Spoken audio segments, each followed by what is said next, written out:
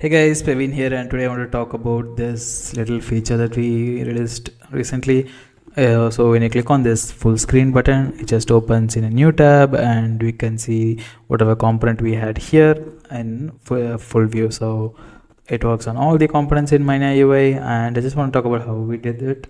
So it actually wasn't me; it was by the talented Jay, and it's a lot of route grouping. So previously Veda had all these folders under app itself in this Next.js project, but we moved it to a separate route group, which actually I didn't know about.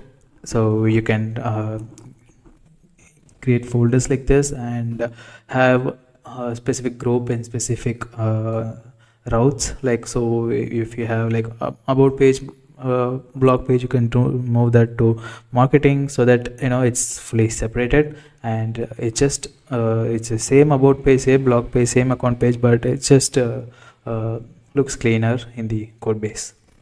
So we moved it to a separate route group, and inside that we have a layout and page for all the existing pages in application, which uses sidebar, toaster, and everything else. But we created a new folder called preview, and inside the preview folder we created a page which dynamically imports the component. So whatever component we are getting in the slug, so slug for this alert is alert/alert1. So whatever component we're getting in the slug, we check if the file exists using this function, and if it exists, we just dynamically import that component using next dynamic.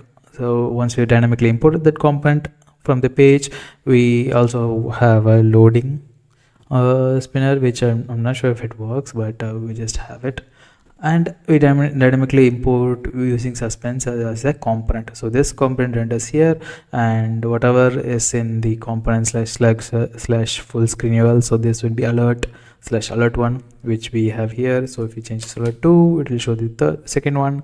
So it just goes through that, import that component, and just shows it here, and that's basically it. So it uses a lot of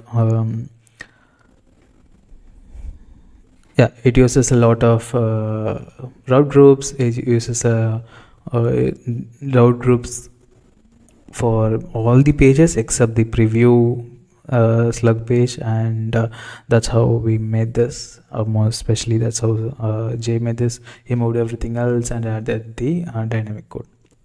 And that's it for today's video. See you soon. Bye bye.